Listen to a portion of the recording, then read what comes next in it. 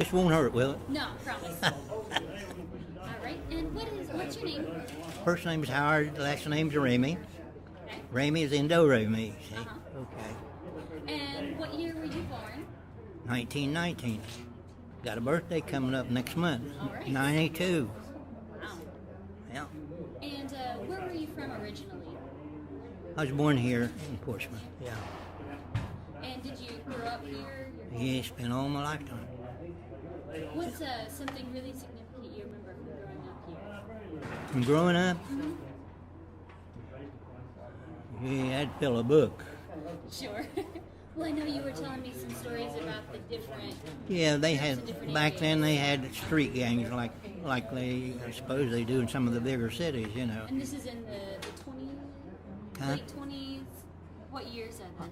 1919 is when I was born, so this was when there was a lot of older boys in the neighborhood, and that's who I chummed around with. That's why I got meanness sometime, you know, trying to keep up with them. Yeah. No, I had good parents and a lot of good times growing up. Yeah.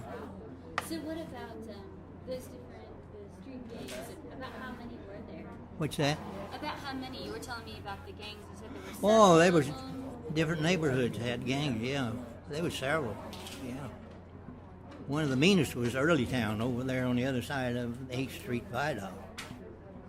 And see, they had a ball diamond over there, the NW did, and a lot of things went on. So if you went to an affair over there, you better go with a group or with your parents. Otherwise, you wouldn't make it in or out.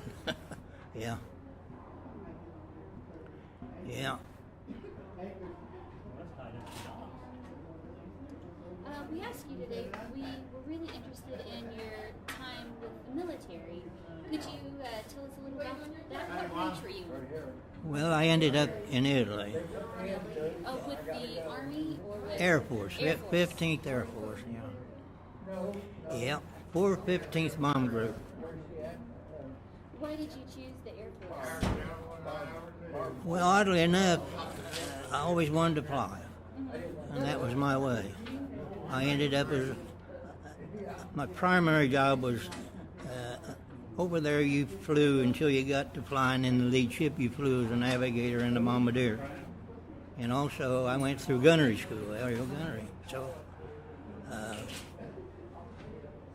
So I had the best job on the plane because going down to bomb run, you were busy. You weren't seeing a lot of these things going on, you know. Yeah. And what year was that? What years were you over there? We left the States here in September of 44. And I left there in 45.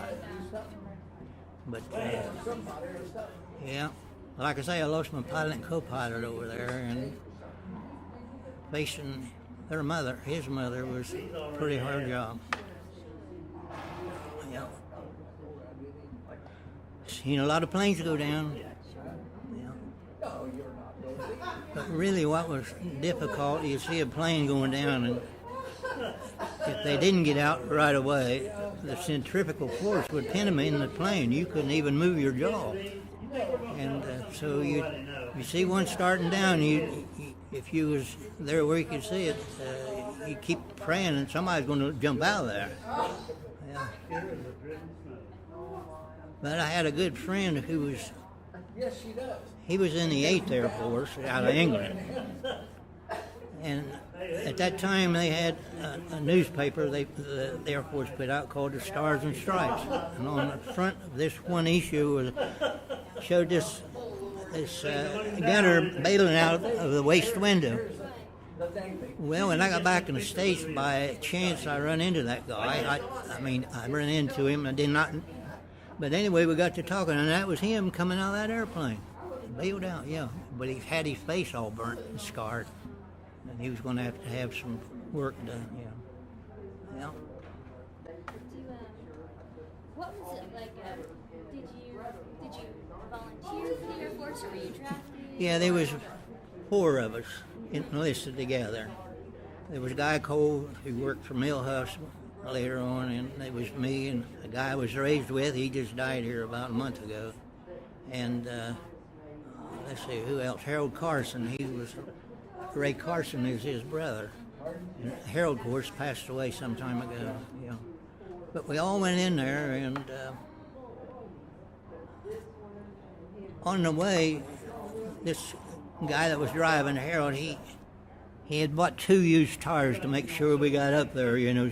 And got there, and 2 tires blew out on the way before we got through Chillicothe.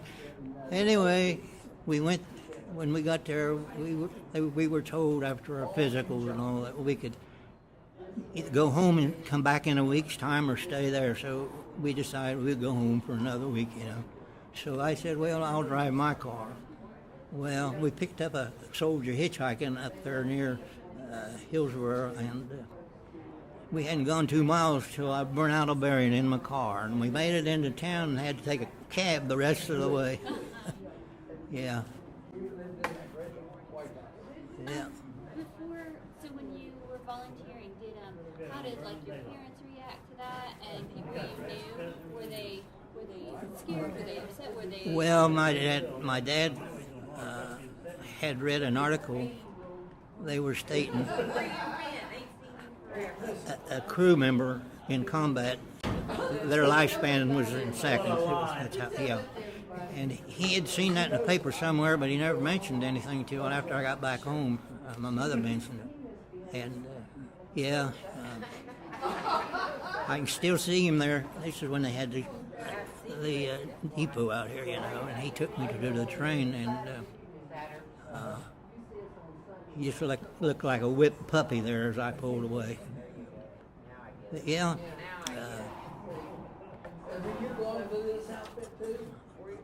I got the list of bases that I was on would fill one whole side of that paper there. Oh, wow. Yeah. I used to. Now, I tell you what, I went to navigation school in Monroe, Louisiana. And I had about 3 weeks to go for graduation, and I'd made up my mind that I didn't want to go overseas as a navigator. And I figured they would voice me out of cadet training. But no, they said that I qualified for bombardiering or pilot training. So I said, well, send me somewhere to bombardiering. Well, before I got there, they sent me to gunnery school, aerial gunnery. And by the way, I happened to be the top gunner of the class. Oh, yeah. And in our group, you had to fly your first 5 missions in the nose turret in an airplane. And it was a good place to be in a way because the sun coming through the plexiglass kept you warm because it was 60 degrees or colder outside. Yeah. In fact, my 50 caliber guns froze up on me one day. Yeah, that's how cold it was. Yeah. And my pilot, he had been shot down, and as we would climb on course and had rendezvoused with everybody, you'd get the orders to disperse a little bit, scatter out, and test fire your guns. Well, my pilot got mad at me because I didn't test fire my guns. And when I got back on the ground, I told him, I said, the darn thing's froze up. Right. Wanted to. Yeah. No, we had some, like I say, the priority when I first got over there was oil. And anyway, one of my last missions was at Regensburg there in Germany. My missions a lot of times were 10 hours long, and that's a long time to be sucking oxygen, I'll tell you. But anyway, this plant was making jet fighter planes for the Germans, and we cut their production down a little bit. I'll guarantee you that. Yeah. Yeah. When you returned, when you came home, how had things changed since before you left? Well, I mean, obviously you shouldn't having been there, but really there hadn't been too much of a change other than some of the neighbors had moved off, you know. And of course, a lot of new inventions in that time. But I tell you, one reason I'm here today is when our crew, when we lost the pilot and co-pilot, we had to, they would assign us to different crews, you know, trying to get our missions in. And I had around 48, I think it was. But they made a lead bombardier out of me, and the lead bombardiers rode in the best planes with the best crews. And that's one reason that I'm here today. But before I became lead bombardier, I rode with this one guy who lost a lot of his crew, and so when you drop your bombs, you didn't need anybody to tell you bombs away, because the plane would lift up like on an express elevator, and the speed, the pilot would have to be there with his hands on the throttle to throttle back the minute them bombs went out, and they went out pretty fast. And but anyway, this pilot, if they tell you to rally maybe to the left, and if you was flying like number 2 here, instead of turning with the rest of them and diving, he'd go up till that darn plane would shake. You think it was going to stall out, and then he'd turn that sucker's nose down towards the ground. I mean, we'd come sailing down through there, wind whistling, you know, around the turrets and all. Yeah, it was a good feeling. But yeah, he was a good pilot. And, he's one of the reasons I'm here today. But I tell you, anybody flying combat is lucky to be here, I'll tell you. They didn't get shot down.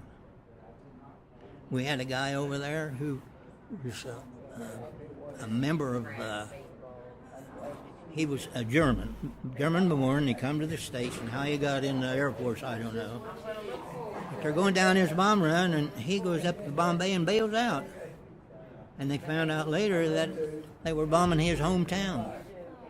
But you can bet they looked him up after the war. He'd be treated like a deserter, so to speak. Yeah. Well, first thing I did when I got back to the States, I kneeled down and kissed USA like I told you. Yeah. Could I ask you a question? Yeah, go ahead. You've been around for a while and you've lived here most of your life. What do you think the biggest change in this area, in Scioto County, let's say, is from when you were a kid to now? Well, let me tell you. Back when I was in grade school, it was a ritual. Every Saturday night, everybody went to town. Everybody. And sometimes you'd have to park a long way from downtown. And it was just a social thing. And generally the men would find a corner to settle on, and there'd be a group of men there. Salvation Army would be up the street there playing on their instruments, you know. And maybe we'd dart in the 10-cent store there at Cressy's and get a 10-cent cast iron toy. We always come home with something, you know. But yeah, that was a social period. And that's soon, of course, we don't have any place to, don't have the stores to do that today. But yeah. I'll tell you something a lot of people don't know. This American Legion Hall down here on Gallia, that used to be a bowling alley. My dad used to bowl there every Saturday night with a neighbor there.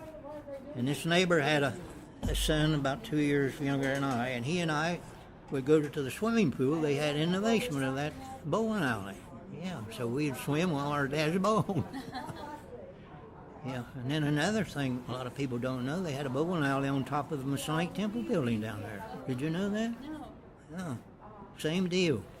We'd generally go to the movies, me and this guy, and when we come out of the movies, we'd go up the street there and get us some hot dogs, and then go and wait until our dads got through bowling, you know. Yeah, the Saturday nights. Yeah, my mother happened to see somebody breaking in a car down there one Saturday night, and she had the fidgets, I'll tell you. She couldn't wait till my dad got there or one of us. We were at a movie, me and my brother. But yeah, another thing I might mention, we had a policeman on duty by the name of John Swearingen. A nice guy. I knew him well. This was on a Saturday night. I'm crossing the street there at 5th and Chillicothe, and he was out there in the middle directing traffic. I said, "Hey, Johnny, I dreamt you arrested me the other night." And he said, "I'll get you." Well, he arrested me a few days later. I was taking a girl home, pulled on the wrong side of the street to let her out, and when I pulled back, I saw in the rear view mirror him coming around the corner, and darn if he didn't give me a ticket. But I still liked the guy. He was a nice guy. He was just doing his duty. Yeah. Yeah, a lot of times there would be no parking places, and my dad would. Portsmouth Times used to be over here on the corner, you know, and we'd come back and park underneath the bridge. Yeah. Yeah. Well, what else you need to know? Well, I think we've got a pretty good interview. Well, is there anything else? hey, I could fill a book. I know. You know, in 92 years, you experienced. Sure. But I've been fortunate. I'm still not on any medication, and I think coming to the pool was the cause of that, really. And when I was in the service, I had a hard time finding somebody to chum around with because everybody drank. And when they get off of the base, they go right to a bar and be there all night. My God, that was no fun for me, so I had a hard time finding somebody to chum around with. Yeah. But let me tell you one thing here. Okay. This one base I was on had a latrine outside. And anytime you went from the barracks to the latrine, if you was going to take a shower, you had to wear a raincoat. And where we were in the South, it was hot. And I mean, tell you, you wear a raincoat in the South that way, you're going to sweat. But anyway, that looks so funny, everybody going out there and coming back in a raincoat and the sun bearing down, you know. Yeah. But let me tell you one thing, other thing. This happened at Dayton there, Patterson Field. This guy coming drunk all the time. His bunk was next to the latrine, which was double two-story barracks, and they generally had the latrine in the back end, of course, on the ground floor. Well, his bunk was right next to the latrine, and he'd all the time come in drunk, you know, and disturbing everybody. So the guys decided they was going to do what we called short sheet. They fix the sheet under the blanket. So here he comes, and he didn't want to disturb his covers too much, and he tried to slide down in there, and he couldn't get his feet only so far. You know? Well, you can imagine a drunk, you know. Right. Well, anyway, he got to wiggling around, and they'd fixed the springs, and so the springs fell down to the floor with him, and he didn't bother to get up. He spent the night there, sleeping on a slope, so to speak. I think we've got a couple of them just biting at the bit to speak. Oh. But if you maybe later, if you wanted to still talk some more. No, that's fine. Maybe you can use what I told you. I think it's fantastic. It's not a lot of, as they say in the Navy, scuttlebutt. Well, it's good to meet you, and I'll get it. okay. Thank you. Thank you for talking with us. You got a good